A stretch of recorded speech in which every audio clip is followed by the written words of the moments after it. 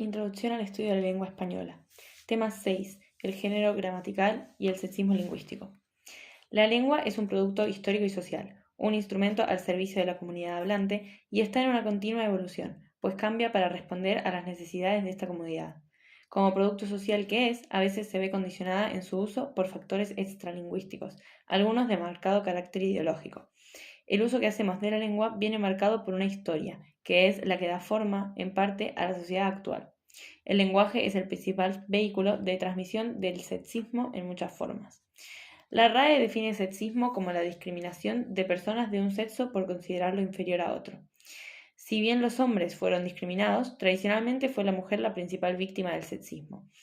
Así vemos, por ejemplo, cómo en un diccionario del insulto de Barcelona del año 2000 se definía a feminista como mujer desaliñada y protestona que da mucho el coñazo, mientras que hoy en día se define como aquella persona, como feminista, como aquella persona partidaria del feminismo, un movimiento que exige para las mujeres igualdad de derecho que para los hombres. El lenguaje fue cambiando a través de la historia, con cambios importantes como la incorporación de la clase media a la universidad y de la mujer al ámbito laboral en forma masiva a finales del siglo XX. Esto generó cambios en el léxico al feminizar los términos del trabajo, estrechando la relación entre sexo y género gramatical, lo que además generó ambigüedad en el masculino genérico. El sexismo no está en la lengua como sistema, sino en el uso que hacemos de ella. El lenguaje es el principal transmisor de estereotipos encontrados en refranes, insultos, chistes y canciones, pero también en cuentos, libros de texto, diccionarios, publicidad y medios de comunicación. Estos transmisores pueden ser el vehículo de dos tipos de sexismo distintos, el sexismo social y el sexismo lingüístico. Hablamos de sexismo social cuando el fondo del mensaje es sexista, haciendo referencia a una realidad discriminatoria.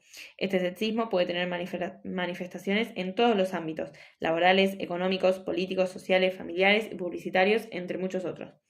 Por otro lado, el sexismo lingüístico se expresa en la forma del mensaje, cuando las palabras o estructuras que empleamos degradan o invisibilizan a las personas por razón de su sexo. Dentro del sexismo lingüístico se presentan dos formas principales: el sexismo léxico, con pares incorrectos como varón-hembra, duales aparentes como zorro-zorra, vocablos ocupados como política, música, asimetría en la denominación y mucho más. Y el sexismo sintáctico, con saltos semánticos y la óptica del varón. Cabe aclarar que el sexismo lingüístico no es inocente. La discriminación a las mujeres en el uso del lenguaje contribuye a perpetuar la concepción patriarcal y androcéntrica de considerar a las mujeres como seres inferiores, con capacidades menos válidas que las de los varones. El español es una lengua que tiene género gramatical, que es una categoría sintáctica que sirve para establecer concordancia en la lengua. Un problema que se presenta es la confusión entre género gramatical y sexo.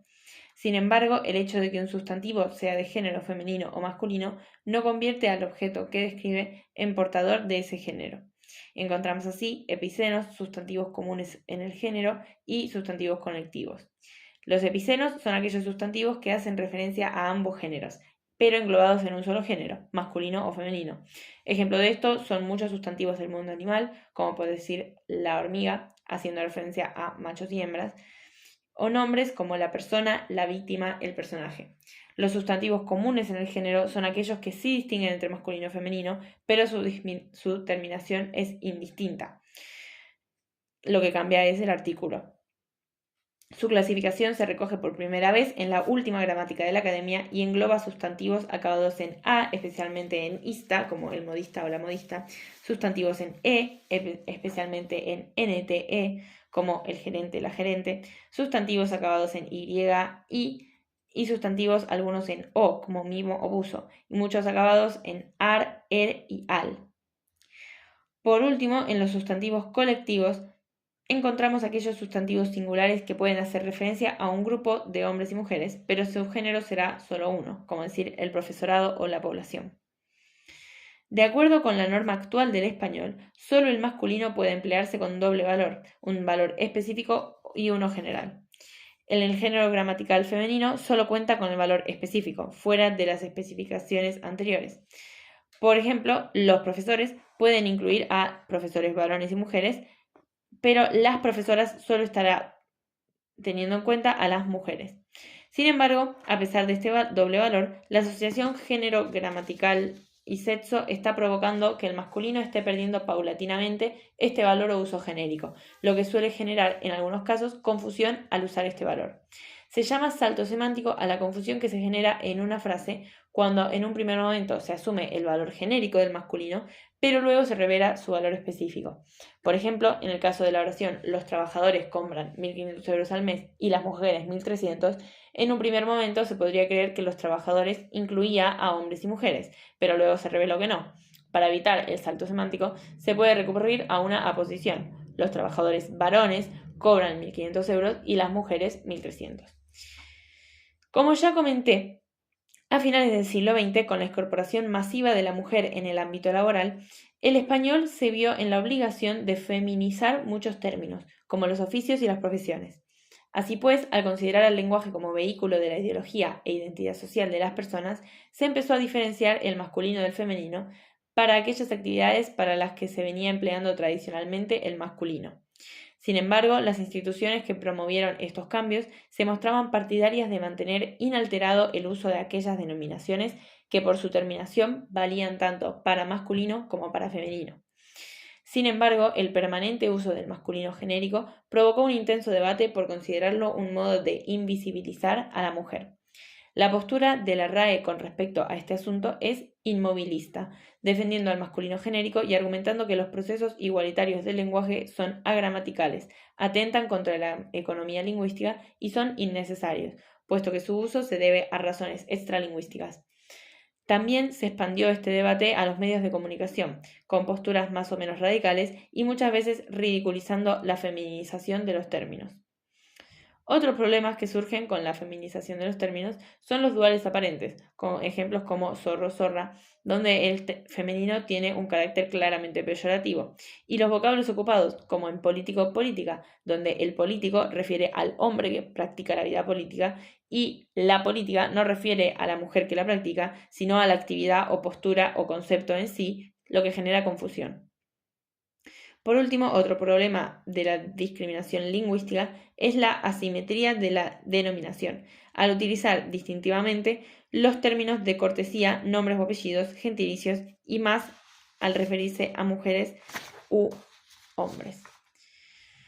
Vemos, por ejemplo, en la frase "en el atentado murieron dos británicos y dos mujeres", cómo esta asimetría en la denominación. Debería llamarse a todos por su gentilicio o por su sexo. El ejemplo más latente de esto es el uso de señor, señorita en lugar de señor, señora, términos de cortesía.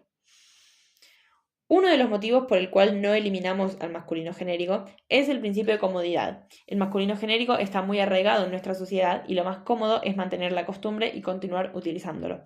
Sin embargo, si consideramos que, como dijimos, la lengua es el vehículo de la ideología y es un producto social en constante cambio, un cambio empujado por el uso de la comunidad hablante de esta lengua, podríamos concluir en que para impulsar este cambio hay que cambiar los usos. Así pues, encontramos diversos procedimientos lingüísticos para un tratamiento igualitario para evitar el uso de este masculino genérico. Estos procedimientos se dividen entre aquellos poco rentables desde el punto de vista de la economía lingüística, que además son los más conocidos, y aquellos que no atentan contra la economía lingüística, incluso habiendo ocasiones en las que el mensaje modificado es más económico y conciso que el original. Este mensaje debe ser ante todo claro. Si tengo un mensaje breve pero ambiguo, no cumple su objetivo comunicativo. Teniendo esto en cuenta, veremos aquellos procedimientos que ayudan a la lengua a ser más igualitaria, proporcionando un mensaje libre de ambigüedad. En primer lugar, encontramos los procedimientos de uso generalizado, pero que atentan contra la economía lingüística. En este grupo se encuentran los desdoblamientos, donde se duplica el término para expresar ambos géneros.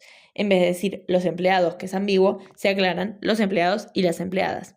En estos casos, un reemplazo más económico sería la utilización de un colectivo, el personal. Otro de los procedimientos de uso generalizado es el uso de barras en un documento escrito, los as, niños as, en el que en la oralidad se pronunciarían nuevamente como un desdoblamiento. Cabe aclarar que el uso de barras es válido en algunos documentos determinados y en partes específicas de los mismos, por ejemplo en formularios, pero los usos de @ x y e como reemplazo de la marca de género se consideran incorrectos y agramaticales. El siguiente procedimiento es el uso de perífrasis, que se suelen utilizar en otros contextos para alargar los textos. Por ejemplo, decir ser de la opinión significa opinar y sin embargo no se cuestiona su economía lingüística. O para facilitar una expresión. En el caso del tratamiento igualitario, se puede utilizar para expresar un grupo completamente neutral en cuestión de género. Por ejemplo, diciendo la población española en vez de los españoles. Por último, se puede hacer uso de las aposiciones para aclarar el sexo. Por ejemplo, en vez de decir los alumnos juegan al fútbol, se puede decir los alumnos, niños y niñas, juegan al fútbol. Aunque podemos ver que este método es el que más atenta contra la economía lingüística. Por otro lado, el español cuenta con muchos procedimientos que no atentan contra la economía lingüística. El primero de ellos es el uso de epicenos. Por ejemplo, han nacido 5 niños, se puede reemplazar por han nacido 5 criaturas o 5 bebés, que engloba tanto los femeninos como los masculinos. También se pueden utilizar, como ya vimos, sustantivos colectivos. En vez de decir los profesores, se puede decir el profesorado. Otro recurso más es el de la metonimia, donde se utiliza como principal un nombre que designa a un grupo. Por ejemplo, denominar registro a los funcionarios de registro, utilizando el grupo al que pertenecen los funcionarios como protagonista. Otro recurso más es el de expresiones sinonímicas, utilizando, por ejemplo, pronombres y determinantes sin marcas de género. Un ejemplo de esto es utilizar quién o quiénes en lugar de el qué o los qué, o el determinante cada o cualquier. También se pueden crear expresiones sinónimicas al evitar los participios masculinos. Decir, en vez de decir hemos sido engañados, se puede reemplazar por se nos ha engañado, recurriendo a la pasiva refleja. Y somos habilidosos se puede reemplazar por somos hábiles. Además, se recomienda sustituir los imperativos hazte socio o hazte suscriptor, perifrásticos otra vez, por simplemente asóciate o suscríbete. Por último, entre las expresiones sinonímicas, recurrimos a eliminar la expresión los mismos y sustituirla por el determinante sus. El último recurso que se puede utilizar para conseguir un tratamiento igualitario sin atentar contra la economía lingüística es la omisión, tanto de palabras como de estructuras. Así, recomendamos omitir el determinante ante sustantivos de forma única como artista, colega, cliente, solicitante, etc. Así, en vez de decir vendrán los profesionales, se puede decir vendrán profesionales, evitando el artículo y siendo más económicos. Por último, en omisiones, se puede omitir también el sujeto de la oración en algunos casos. Por ejemplo, en la oración el solicitante deberá cumplimentar el impreso, se puede omitir el sujeto diciendo deberá cumplimentar el impreso e incluso convertirlo en una oración pasiva refleja, se complementará el impreso. Todos estos procedimientos pueden ser usados en distintas ocasiones, teniendo en cuenta siempre que el mensaje sea claro, pero esto demuestra a instituciones como la RAE que es posible evitar el masculino genérico dentro del sistema establecido y sin atentar contra la economía lingüística. Este tipo de procedimientos fueron incluso utilizados por la Real Academia Española en sus diccionarios, donde se tuvo que modificar varias definiciones. Por ejemplo, al definir profesiones, reemplazó la definición hombre que por persona que. Otra modificación que debió hacer en cuanto a las profesiones fue definir cargos altos como regenta, alcaldesa, presidenta por mujer que emplea el cargo y no por esposa de quien emplea el cargo, como había sido con anterioridad. En conclusión, la lengua española está, como toda lengua, al servicio de la comunidad hablante, y es nuestro deber hacer un buen uso de este instrumento para construir una sociedad más igualitaria. El motor del cambio es siempre el uso, que cambiará la norma y que podrá algún día cambiar el sistema.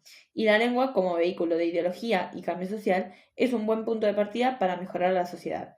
Aunque haya quien diga que primero debe cambiar la sociedad para luego cambiar el lenguaje, no se pierde nada con intentar.